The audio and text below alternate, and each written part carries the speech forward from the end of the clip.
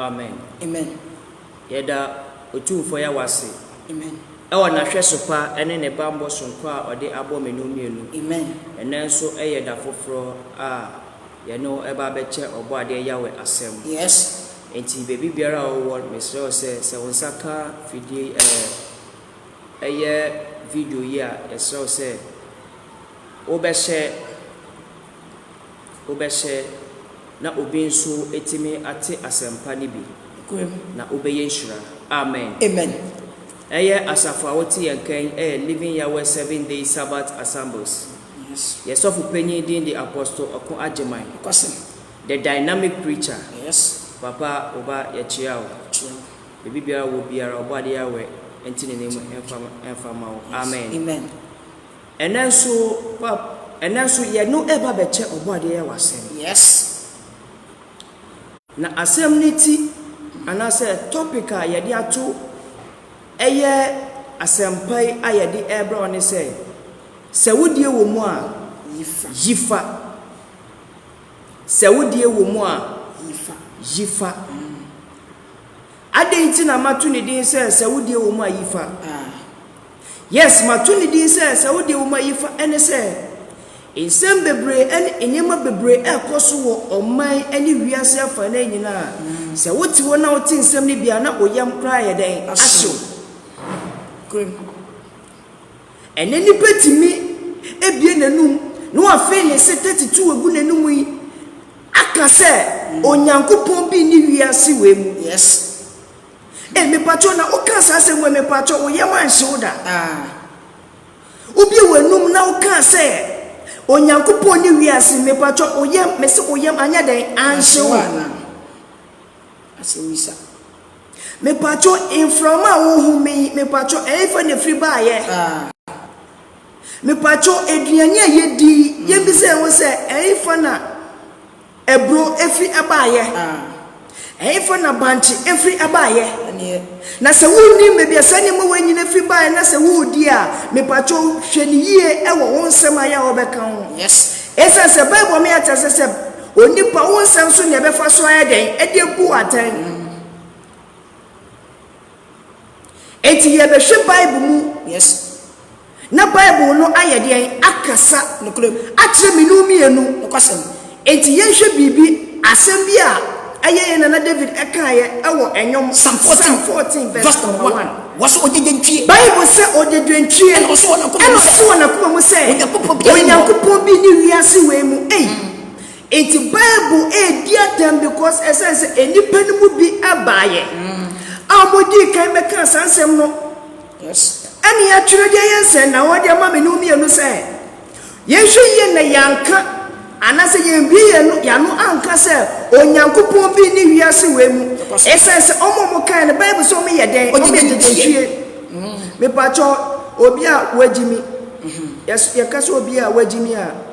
ne bra panyi ene odedentwie enti bible ko dedentwie a chese wo se nipa no wagimi sabe wagimi che enkwala 300 na se nkwala 5 okura a sabi o medimi kura poka so mo yes o mo jimi niema na etisen bible kasa chemi no mienu o si wodedentwie ense wona kuma mu se onyankopon bi ni wiase we mu entreche boni bebre aba wiase mu ebi mu so mu ni kristo ni ndi. Yes. Enya onko na waye bida enti se na wo ya me enya me wanwa esese nipa bebre aba akọ inipa bebre abako omu kan sansem no se onyankopon ni o kristo no omaye ebi mu kra so mu da so mu ye den omu twen kristo no obo ade a wo hu me no mienu mobo ontire ni mu nkire wo. Amen. Na onfa entiasia emra me pacho se waka bi da mesra o ko nkoto dwani pa na bompa ye esense enipa ni mu bi eye saade we asofu panyi eli ema edi bone abone no mo ye no na ese omuowo et ema eli ye mo sese no ema okranse bi de kire na ema ne se First Samuel chapter 2 verse 25 waso so obi eye onipa bi bone a bible says onipa eye onipa bi bone a onyankopon betumi apata oti asefo yawe the Elohim ebe pata ede ma wo ni wo nua no ntem Enfumsudie anase boni na waye tie wunia no. Nanso so obi ya ewate boni a. Nanso se obi okese ne boni a. Why no be part of Bible say why po ene be part of the ade. Ade ama no. Bible. We ye asema ehu yi ba. Se wuni a wo hu no. No no so hu. Oye ne boni a ukowia na ade a. Ebie ma be wi wade no. Menu me hu ewo de me ye wo no. Enti maba won che ma besrew. Se onua mesrew. Ade we ye eba ye eyeme efrime. Ana se wade ayira ye eyeme na ma be wia enti mesrew fa che me. Unua ni betimi dia ye den. E dia che. Ana se me nua ni betimi dia che me. Na me komi nkotodwe anim nso na mesrew bo ade ya we se onfa me bone ne me mfom so die nyina nche me a. Wo hu me mobo e dia che me. Eti Bible ka che me no mi no se so obi yi onipa bi bone a Onyankopon ne be pata e dia masa onipa no na so obi ye na so obi wano na okasi Nyankopon bi ni ho Kristo ni maaye na se we aye bone a me pato we ne be pato dia ma o we ne be pato dia ma o bi ni ho we ye ade ehu pop no din eti me se wokebi da nuhunya inuhu na se bone fote ewo Messiah moja animu na onfanchew antisa ubewu akokopie nenim ewo aduma ngwa nenim na obeyi wano seni ubeyi wano seni me kanfo bo ade ya wede ama me kanfo na so de Messiah ade ama amen encheche boni bebe abawiase na nyina no efrime no mienu esa say ye the Bible no dia mayen se en guide yen na ka yen hweso na Bible no entry me no mienu entry yen na yen timi hu okwan pa no sense wo kan 6 verse 12 na Jeremiah o say ye ko jati point ye hwe be okwan pa ne a be bia ye nana no mo fa nya nkwa je mo kra ye ko be abuda yesu oba dia tembra oba dia amen oh master 12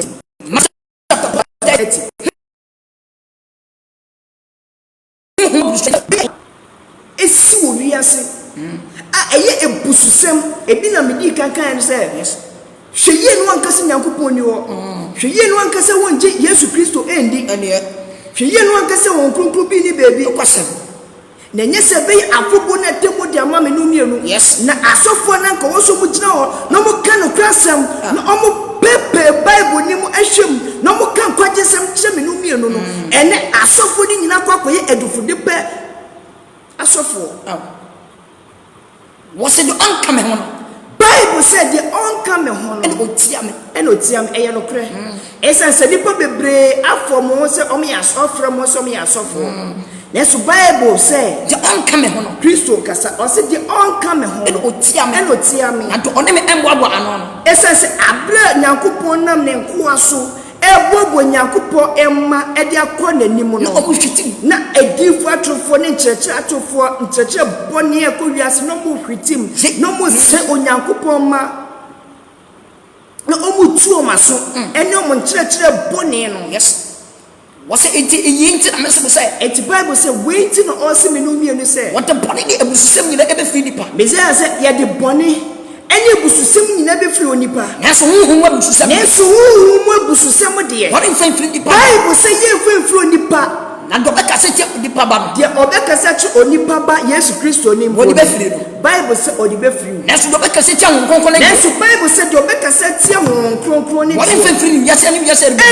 ye fi ewo wiase wei any heaven na ebeba no wiase kofra ebeba nim verse 33 what it moment you need apa enti wo osofo a wo boaboa Onyankopon ma no Kristo kasam akyere me no mienu what moment you need apa udua na wo ye no wo wugina wo kyerɛkyerɛ no Bible say madua no e dua pa na ba ya bapa wo nipadua na wugina wo no yeduapa na ban so be ya bapa se de be na abana wo su awurade mu no eye members na a wo boabo ma no e de o makokire oboade yawe no omo so akoye abapa anase mo me gani de duabone wo ye duabone dia na ban so be ya bapa ene members na so no se omo ye emabone na duana aba essence bible say duana ba ene wodi hu duakoro ene ye de be hu duakoro eti se duana ba ne de be hu duakoro dia ene nkyerɛkyerɛ ben na wode ma asafoma no oyiwa eye nkyerɛkyerɛ pa anase ye nkyerɛkyerɛ bone se ye nkyerɛkyerɛ bone dia ene hu se obebu aten essence bible me ati ase say members no asofo eno mubu omukra ho eden akonta ade kwakyerɛ oboade yawe eti se wo ye dua dia ene me ba be kyerɛ o dua kura wo ye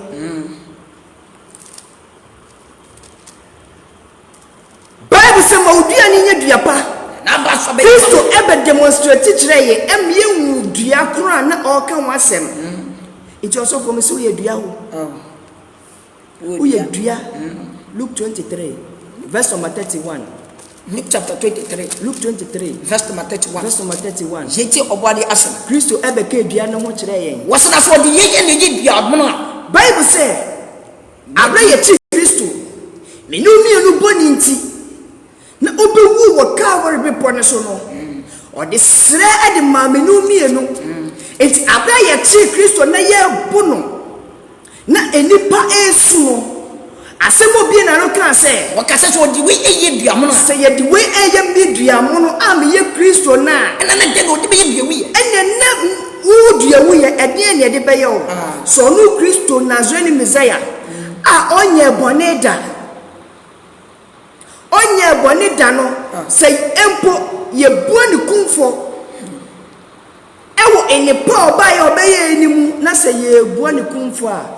osise ono ye dua mono no se ye de we eye na ede ne de be ye wo dua wo ye me no mienu ya wo ye wo boni mu na boni mu ne nyin say ye no ede ne de be ye ena edua na wo so no udua na wo so no eye dua pa osofo a wo hwe me eye dua pa ana say ye dua bone Podia we ohu amen podia we ontine ni mu bama amen enu ntine ewiye bremu apostle kwagima asobe gina ho eka kwagesem kire Nyankopon ma na megidi se Ewurade ma a omutie no no enso enya adwensa kira Ewurade ma omutie apostle kwagima no ebenya enya adwensa kira nti asofo yi mun kan kwaje se mu fanche Nyankopon ma mun chi akranfam oboade yawe yes da dachi bi ibekwa kubu wasofo die no mun konta accountability bokwa kubu mun konta to message etimesi se wo mu a yifa uyi afa no na utu mu anamo said Yawe fanti assembly amen yesha assembly so Matthew chapter 7 verse number 15 Matthew 7 esema mebubo sui me pacho se wo bi wo wasori fie a ene fa ho adwen ne dwan Matthew chapter 7 verse number 15 kwai etifia to bo se nhia so pa Bible say nhia so pa essence Paul can say monhwe minsua me se de minsum ye de mehwe Kristo minsua no na Paul sa can say me de minyam free Kristo ho no na me de ye de me de me mamo eti se wosofo egina honom na o kyerɛkyerɛ de a ene Kristo a o hwe no nesua no ne nkyerɛkyerɛ na woso de ma wo the Bible no anase de Kristo aka ho asɛm no eno na woso okakira safoma eno na so woso okakira wasafoma kyerɛkyerɛ oma asafoma no kura nsɛm no ni jefudi pe ni jai selfish interest no na kan sempo ne kyerɛ Nyankopɔn ma opade ya we onfa jasembra amen wase da wote munye wodi fatro from Bible kasa kyerɛ me no mienu members edu bre wo se menum ye no ye wise up e wo se ma ye nite ni na ho ye ma ye ni enna ho papa ese asofo ne nka no krasem ne mfa nkyere yen kuna tuko no krasem na ye den tuko ayira entina John 5:39 no menkan o say ye hwehwe krasem no every semenum ye ne yesusu se ye wodan kwansem wo Bible nim Bible kasache menum ye o say ye hwehwe ye wuye atro edifo no na wonam nyantin wumam wonam de ben nyantin wumam aba ntan eno mo ba ye nchen na wo mu de na so Bible say o mu ne de wo ye pataku edufu dipefo na eye wonaba on say asenso asabe sisu bi o say eye den wonaba o ma ba odi be hunu eno odi be hunu o ma ba na ebinene de anointing oil ton kodi ewu nkosua kokko sa akopọ ben na tu you eni ye ye shira ye wo ebura musu osofo de na osofo ba na kwankyere nyina ye de bia ebura musu ese men kom kutwa ya ase bese na men kona me eden ni ko twa ya ase osofo so aka so betwa ya ase no hia no betwi mpacho osofo ode oba ko se dware no ko twina ya se mpacho osofo o hiti o be hiti mpacho osofo o hiti eti so hiti e na besi fire oyiwa mo ajiwe ni so Bible someone nam inyante ngumem ebeba mo nchen na eso monde o mo ye mpataku edifo na eje wona ba na be hunu won mesi akaninu na yenim wono na wosese doso enade wasesa wafade akonfu wahye kotu mesi akaninu na yenim wono na wahye doso na nsuwa na enade wasesa wafade akonfu wahye kotu asesa no akonfu asesa omo tibio no en omo be fa coat ahye omo yiyi bansre ne niam na ebubo omo no en omo abetina asori fie en omo ku Nyankopon ma right me pacho asori biero mo practice oil ay occultism church occultism practices me pacho ade bi Onyankopon beto atwene no na bonsam ono akwan ade foforo na wafa na wa polish no perfect me pacho anointing oil yenton anointing oil na anointing oil ni yenfo nka onipa biara honam ho enti se me pacho wakoja anointing oil me pacho hwehwe bi na totwene osufo wo so ka enkwajesem kire Nyankopon ma oka enkwajesem kire na safo ma no oton oil osofo eni message a ode be ma enti onya ba ya ena mahu wei ena be fasika bra baji wei ena bra baji apple na we edi enkura na ekosu me se edi enkura na ekosu enia ena se ko body we amen anointing oil me patcho Bible o ma ba ena odi be hu omo enti me se wo sa ne ma we bi wa so afia me patcho twane je okran kwa so ntumi akotum krizi osufo ma me patcho obia no ma no to ye ama ne fu ahye ne fu ehye te se akola ya wona fufuro eto ho ena asofo edifudipe en enibre eni sikeni brenti no me patcho wakofa oil ena odi sudi ade asom ena oton masafoma Onyankopon hu mobo amen enti ene yare bebre ena busu owiase kidney failure ene yare anything ena ebusu yanko Bible mu yanko hwe se the anointing oil Onyankopon eka kire Moses se onye anointing oil instructions our the man our Exodus chapter 30 Exodus 30 verse 22 it is fiat Moses rango was the blood catch Moses Bible say otufia we catch Moses say Moses for inuemu etitiri makwa Moses for enduhwam etitiri globo robo a edi ne enyatabra ehenu edi bia papo wenwam enyatabra eduonu ene de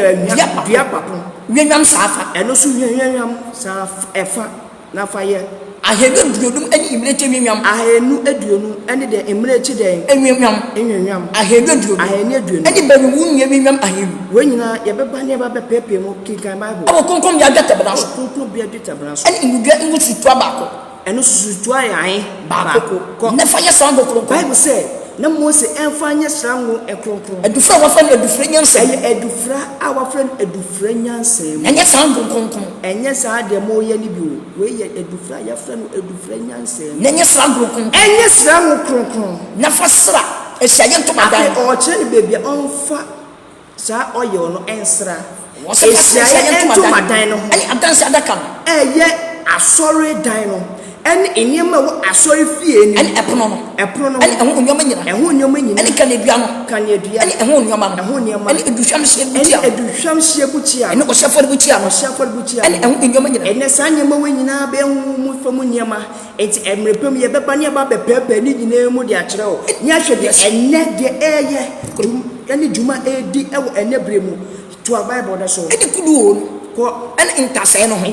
na dwira ho ma no nya bible say Mose endwira ho na nya de akonkon nie mu ade enye kronkron mu ade kronkron de enfama otufo yawe obiara oka so atumi aye kronkron obiara obewura sorry fi ono no ono so ne ho ate verse 30 wasana sa Aaron ne mano afi inipa obetimi di sa oye ono asra mo eye Aaron ene ne mano no ene ne ma because omu no mu di asofo e di masafo urade wasa fasa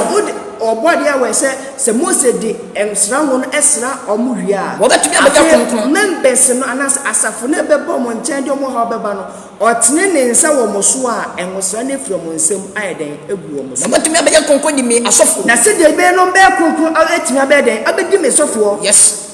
ko ena afi so kati Israel fo no say afi Mose mesa catch o ma Israel say je nya sango kronkron mam we yes sango kronkron enfama mo ma won to so nyina gu ewo awon to so nyina mu na mu tigi ngu Bible say omo hwe yie no omo anya de omo hwe ngu onipa honam so omo hwe ngu onipa honam so na mu susu nya bi tese na mesa ma won se Mose mu hwe yie na mo ansusu kura se bo baby tese no aya kronkron esa se ya kronkron enya kronkron mam enya kronkron mam obiara obefie bi tese no obiara obefkoko frebi ayete se no anaso odi bi beka owo anase odi bi beka onipa dasani ho sa onipa na ye da tele fi na me watwe bi hwe fi na me watwe otu fa wa so bi kum eti me pacho wo a udi bi asra na wanum bi e de na obo ade ya wanya wo eti ni nipa bebre ye ti asewuo owo din pa so ti asesuo ti ase ena Proverbs ne kan lo osi onipa ofum efri do crop ekwa so no abakwa kwetena insamanfo asafo amen esa se wa mane obode ya we fa ne sanka ho amen obode ya we ontine ni ma wo enfa me se usofo e practice sanyama we ya jan mpacho ne je okranko so usofo ntimi nsisa wa me pacho wo sa usofo esa se Bible ne kan se yenso ahom nyina hwe ne wudi efiri ono obade no na yentinem wankase ye so hwe a yentinem o se yenso hwe se efiri ono ankasa na yentinem na yentinem eti ene brem ye hwe de anointing oil no kwan ya fa so a ye de nya sranwo no edifre yanko 1 Timothy 4 verse number 14 1 Timothy 4 verse number 14 was emma waduma chede wonam enkomse Bible kasa che menumio no os emma aduma chede a wonam enkomse impanyimfo sa modi gu so no so impanyimfo sa modi gu so na wo de ma wo no so no a wo de ma wo ne so emma ne na ho kwa enti enye oyo na papa me pacho osofo de ne nsa kwakọ bom no ode aba be ye o moma so enye anointing oil ena osofo beton ma o se foko petin bebia wo ye de oton wade ene e wo se uko oha no amanie mu e wo se uko nkoto dwanim na obo mpaye na obade ya wo beti o mpaye bo eto se emma aduma chede ye nam impanyifo nsa so ne de ma on ena okwa enti enwosra no eye true hand laying se ye tene yensa wo so yes obi ka se ne say yanko me build the point ne ba yanko 1 Timothy 1:6 we are no akọ James 5:13 to 14 2 Timothy chapter 1 verse number 6 and one thing won futu ati fiasem what say enu ntimere kai wo say enti post o ka che me say nyane yakopon do achade a ye nyane yakopon adom achade a na me nsa me di gu so no so na ensa oye den me di gu so no so odi gu so no na me di ma wo no na odi ma wo kaso adom yem hallelujah amen enti ensa na ye di gu yan so no eno mu ne nyansa ye nya efa ye nya enwosra no efise unyakopon amaye efise odufo ya we amaye hu nemo neso ene asofo de fear and panic ashe members odufo ya we amaye hu me pacho enma sofo bi nkanche se ubewu ubewu se no no do hu Bible say odufo ya we amaye ehu nemo mama ya hoden nemo mama ya hoden de ani adumutie de eti me pacho se o ko how bi ma enkoto anointing oil ne mo ko to do anim na bom pa yesu fro body awe no beti o obody awe ofati asem bra amen yeko James chapter 5 verse number 13 to 14 no James 5:13 eti James be ka asem dia wose mu bi hu amane ana Bible say ye mu bi hu amane ana enya ma se di pan mo mpaye enya Bible say ma se ni pan onye de ommo mpaye mu bi ebo atone gama na se obody awe ana se nazoni mezaya aye bi ama wa enya ma no tayi ni obo atoyem na se enija se wakoma mu ma Bible say aye yijo mu bi yare ana afi obi sese ye mu bi nso yare ana enya se di pan ana fa asafo mpanyifo o se dia on fa asafo mpanyifo na won mebbo so mpaye ye mebbo wo so mpaye na won sa ne ngo Bible say ye nsa ne ngo Erade di mu osofo enya quotation we say somati o se ye de ye nsra wo na wakofa no nto ayo no ote don me pacho enya sa na Bible ne pa kire na mom no true ensa na asofo no ale anaso matere wo so no empaye no mo bo no na ayaresa no efri ensa ni mu ede aba etiya ko 1 John chapter 2 verse 27 what's na montie Bible say yet minumie no de engusa munya ye ni firi enifrem enwosra minumie no enyae no efri satini mu enunti amen amen enunti no enyam pose etisese ampo de nka enyam ma minumie no pose ye bet obi church minumie no esa say enwosra na minumie no enyae no enye firi satini eye no kore na engusa de ma ye eye no kore na nyatro amen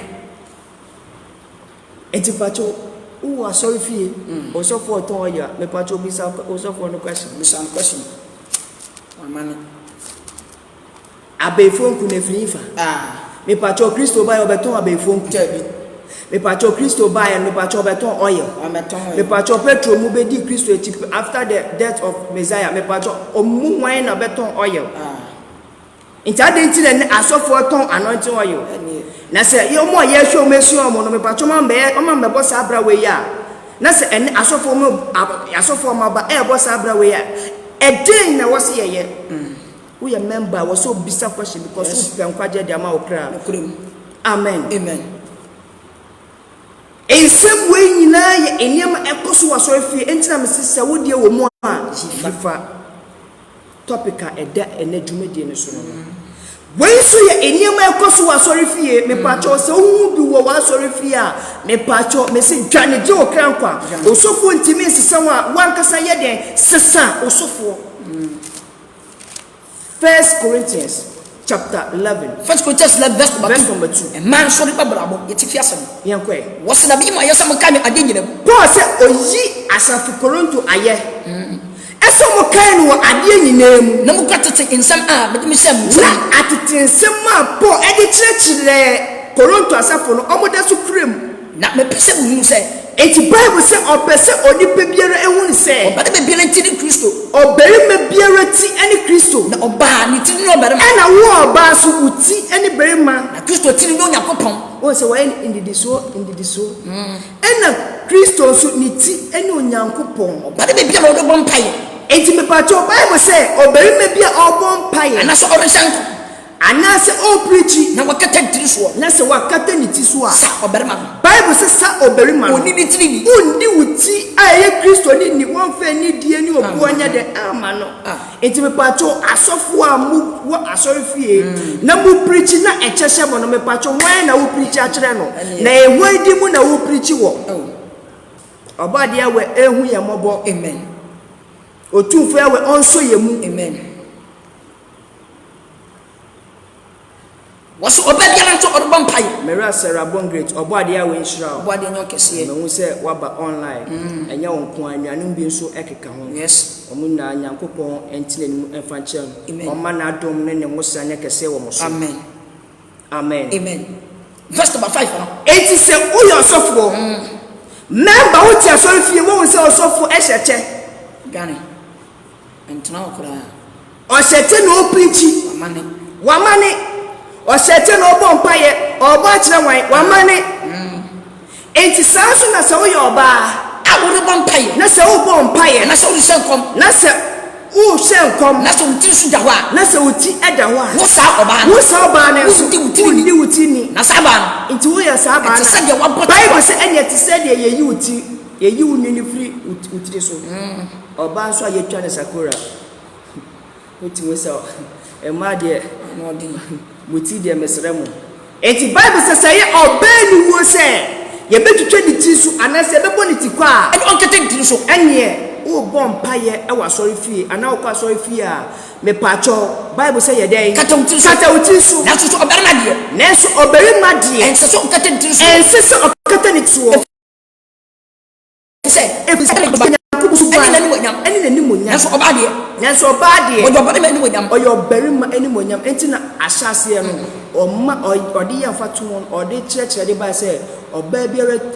oberima biara ti ni Kristo oba ti eni berima yes ena Kristo ti ni wan onyankopon enti no ye ohyehyɛ ne sa ede ba ye no oye sa fatu won ede ba ye no enti so oba o se eye wani wo ese oba de ye betwitwa oti so dia enya kasa oti so kenka Bible verse number 8 verse 8 waso oberima infri obam Bible say oberima enfri obam nemo oba no fri oberima eye no kre esa say Adam ne mfimpa de na otufo ya we eyiye ena ode ye oba na sede ye yi empade no ne de ye oba aye ifu no sanso na enebremu awontu atoaso mu no ema ewu merima na emerima sa ebe free obam yes oba free bem sa free obam etikenka Bible no wase na nye obenti no obo oberima Bible say enye obenti ne ebo oberima nemo oberima nti oba obenti ne ebo oba enu tira so oba enye enti ne wose oba enye ne tiri so tumi enye kataso abofu nti verse 11 ose oba enye ne tiri so de enkataso yes ose oba enye ne tiri so tumi enye kataso enam abofu nti eti oba wo bompaye na oti so da me pacho wen enti na wo bompaye abofu mo ba be so mpaye bona no ede mpaye bon akọ adoma yenwa nanim na okese no etie wo mpaye bon no woja uti wi sukusu ana okoto na wo bompaye pacho wen na enti wo mpaye bon edisa so foto anointing oyo mamu ya anointing amen amen Bible say o se obabi enya ne ti sutumi yen kataso abofonti enso oberima nkweti oba Bible say oberima entimi nkweti oba na oba nkweti oberima saaso na oba ntimi nkweti oba ewuradim na said oba free oberima bu no na said oba free oberima mu senso oberima nam oba so eba no yes senso oberima enam oba so bae no na nyina fi nyankopon Bible say ni na fi oba de awe mu eti mola mu atan wo mu eti po ka asem bia kireo a senso tie ni ye pa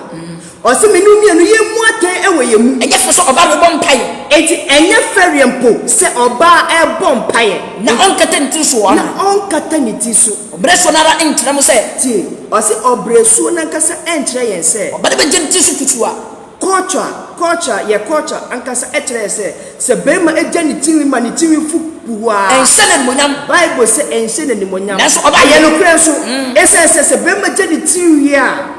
de amanfo be kan se oho adan we jaw jinsa et Bible se obreso na kasa etre se bema eja ni timi kuwa ense na ni monyam et se de oberima ebom paye no na ose eche enti sa na Paul episode kire no se uje otiwi na se nse weni monyam a ene sa so na uye berima no wa shecha ubom paye a obade a wa entie because umfa obuonye ni die emfa ma no Nasu obadie. Nasu Bible say obadie. So ojani tiri nkusuwa. So ojani tiri kusuwa. Sene ni monyam. Sene ni monyam. Yes. Enti eno nso na kwere te se de oba akata ni ti so no. Na obo mpaye. Efise. Wodi inwina ma oba no se enkataso. Inwina ma oba ne se enkataso. Esa se Bible say oberima nkweti oba. Saso oba so nkweti oberima ewurade mu. Esa se oyo oberima nti ene ebo oba. Enti oba ewo se oye niti na eye fe na bema hu na wetimi aden etua ne ho anamo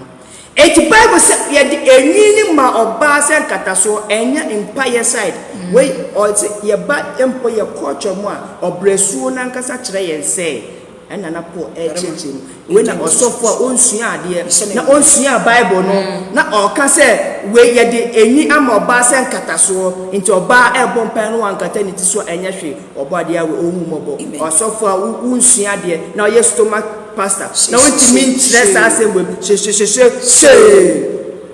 Verse number 16 no. Verse number 16 no. Wasana so obi peso odi yewu ti. Eti Bible kasa che menumi enu osese obi peso di we hu achi ya.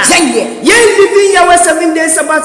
assemble se die. Ye mo sabra no. Ye mo sabra no. Ye nya sorry fie die. Oberima on hyeche mbegina won bebo mpaye. Oba awose ukata wuti na wo mpaye. Eti ye living ya we 7 days Sabbath assemble. Ye mo sabra no. Se obi mo se omo die, omo sorry. Omo hyeche abompaye. Omo nkato mutiso a ye de ye mbo sa abra ni bi na yakopon asafo wodo ni nyina ese onyankopon asafo awodo ka no krensem eti nyankopon ma no nso no omo nye sa amen nyesa nyankopon asafo no omo ka sempa no no kremu no Bible say omo nye sa eti so wa so fie na wo so fo hye cha me pa che ho for ho adwen obekum obobo ma no de makwan okwashimo plan ena we so ade a ehu papa ensema me bubo so enti na me say matu topic ni di preaching matu ni di say sawodie wo mu a yifa uyafa no na oye hu adwuma na wo sesa wa adwen amen we so ade a ehu na se wo se biesi wo wasori fia me pa cho twane mentri wo se ye mother church ye father church Bible say ye so hom ni nyina hwe ye wo die fio no obade ye we enti me pa cho se asewo ya me bekan me pa cho wo bi wo wasori fie osofo ye bi dade a and me se twane Haggai chapter 2 verse number 10 ko Israel bata asori fie no Bible say we Israel bata asori fie o me bata asori fie so ye ko di Israel ane de no me eti asori fie na ko no eye we ida se ko di ukonya Israel ana se ko de ukoje ukofa no me Bible say Israel bata asori fie o yes ko wose musume etoso enkono da etoso edonu na musume etoso enkono ne da etoso edonu na da yu afi etoso mienu e ohin daro afi etoso de mienu e ba kesem na otifo yegi aso ba se enti odifo yega na otufu a we ede na semfa ne so se asafo wadi yakopon se obade ya we ekanie bisa asofo ne kasa kire se hwe asofo ne e mani fuma kwan so omo ye eniema eni kwan so omo ye eti kansem we ne biso omo mame wose se hwe so obi kwa na konkon na tade mo wanu osofo wo hye gown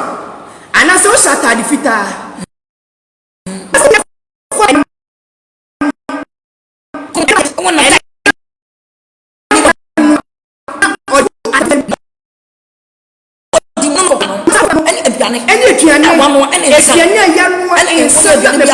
ye hwiegu atade fitemu a be ye konkran na obi se minu mienu se ebekoso aye konkran na asofo nyina bu ase ehwo na asofo ni nyina bu akata Haggai se da bi anya konkran Haggai da bi anya konkran eni Haggai ka se ena Haggai ka se se efunuti na fe efunti je ni wo ekoka ye mu bia je ni wo ekoka we ni mu bia wono so ni wo ekuma na me pacho ni wo ekuma na asofori gwa e wona asofori ni na bu aka se ampa e wo ekuma ampa he guy na wo eku e ga bu ase na he guy say sana nkofo yitie sana musumoti asofo sana o mayiti e wo manim sana ene asofo eye de eye wo manim awade asem ye se obedi no se koka efun na se ni hu ekuma adenti na he guy ma sorry fie na makoko fa efun eja besi ma sorry fie no di they are tantan dem tabu onyankopɔ fie ne ye de efun akosi ase ye ewufusum ade amano one day asafo mano baako awoso nya akokodo no kase osofo de bia obi wu ayede ne ba ebesi asofie ene de yesrew asumesi awowi mane mayemfa ne nkosi ufie na tie asem osofo beka kire onyankopon fie aya bodi ede di atu so se we ye nyankopon asafo we ye nyankopon asori fie no ehɔ ne ye di efu ede ekusi ena bible so cast ehɔ asem Kristo na oye nkyerɛkyerɛ ena oka wo Mark Luke chapter 7 verse number 7 was any Jesus was say baby efu no one Luke chapter 17 Luke 17 verse number 37 verse number 37 was any Jesus was say eti Yesu Kristo kyerɛkyerɛ no ena odi fe mu say baby efu no one fa kwa efu wono wana peke be boabo one eti sesia asofo a omakofo efu de kusi asori fie ena Kristo se fa kwa efu wono ona empete eboabo mo ho ano de a ene na members amugu wono me pato mo ye petenketo wo ena osofo na nkasa no eye petekese obode awe ohu mobo amen obode awe onfa ne sa enka amen na unya adwensa kyera ne tuwa na mo na enche na obode awe ebebu wiase nyina tan ewo trini mu enti ahoboa be na wo ye Jani Jo Krankwa ye mo abrabo kronkron ye mfa ye ka ensuo se afode atiase ye kronkron be so obode awe ni amen amen enti me pacho efu so obi de nsa koka efu na se ne ho akuma me pacho ye de besi wa so afia aso edan na nkasa no onyankopon enyi ntumu bi onyankopon enyi ntumu bi enti obade awe ohu menum yenu mobo asori bia me pacho mombo esu se wo asori na mombo esu me pacho bi sa wo so for question se adenti na yembo esu ade oji nwa kwen wo mo esu anopre ni unko heaven o se wo mo esu a bible say wonya de unko heaven esa se okan John chapter 3 John 3 verse 1 verse number 1 bible say branche bo efe Nicodemus ko what's it ono na oba Yesu nten ono na oba Kristo nten na obese no say ena obese Kristo say Rabbi je ni so ufiri nya ko nten na abasa nten ena obasa kyerɛkyerɛfo no obi tumi nya nten na nsen na wo ye obi biere na obetumi aye bi ti so yakopɔ ta ade so obode ewe eka ne ho etampa na Yesu gwa etampa na Yesu Kristo ebu aka kyerɛ Nicodemus say no kwa me so say no kwa me so say wa obi fufura say wa obi fufura wa tumi hunu yakopɔ tumi hunu yakopɔ ni da say yanwo obi fufura nti an odi begina odi ma awo me pacho ena hunu say esubo yanu so 3 times yamfani num 1 2 3 me pacho wo twemu heaven oni na make nwurem baby esubo aye esubo kronkron aye no krom ye de nipa num once no wa sorry obi be bisa se adenti na make say yes it says original ho ma awo enti Nicodemus ka say ebe de na obi a woni ebetumi asa to ne na yemu bio obetumi akɔ na yemu na yasa awo no ɛna Yesu bua say Yesu bua say ah kwa me so say wan fi nso no nwoma awo fi nsuo ne nwoma wo obi a wɔde tumi sɛ yakopɔ anyi tumi sɛ nyankopɔ anyi ni anim do free hunam awo no ye hunam de free hunam awo no eye hunam na do free hunam awo no se eye hunam awo no aye hunam eti ma no nwa ma se America eti ma no nya wanwa eti awo me pacho abofra ye wo na me pacho so oba elchim no wo abofra yen se pia abofra ne san ko oba ne yem ma ne san chim wo ne biem owo ne once because okoshe ho once to obepie once ti ye do nu one and ne European and they correct subo esan se o kan Romans chapter 6 now. Romans 6 yes verse number 1 jeti obadi asem wasi inti afi ye beka sen jeti obani na antoma no so na David go ahead say yewu e ma bone no abe ye den verse number 3 wasi anase kudi bi say Bible say anase enim say je kudu to bo Yesu ko Kristo Yesu ye mo dudu ye bo Yesu no ye enim say ye bo Yesu ko di woman e ko ni wo eti wona bo wosu bo eti ye na mo wosu bo esi me no mi no enti no owu no Kristo owu once one twice one thrice owu once owu ye e no sorry ye enti ye bo Yesu a ye di wu num wo ni Kristo ewu e na osane na sorry amen what is right eti asori bi amammu esu na wenni twem afahye anase wan kwanko di Passover so no bepacho enya ade a heaven obekobi obode ya we enti nanim nkire wo onhye as insempai so enfama menomienu obi biara obehwe anase obehye video yi obode ya we enhira wo omonye nhira wade biara atiakam no obode ya we enhwe so no fam bi kwan enfama wo na onkai wo adom nti amen eye asafo a oti yenken your friend living your 7 days Sabbath assemblies yes Yasofu penyi edin the apostle Okon Ajeman the dynamic preacher papa bo odin de bia me sorry e de ma wo wade enye okese bebre afen so ye chia pastor Mensa na pastor Chi wade ya we enti nanim emfa emamo wade ya we enye mo kese me pacho obi biara obehwe video me pacho o like na wo share bua na also wo fam dia obeye na ewurade asem pa no ebetre na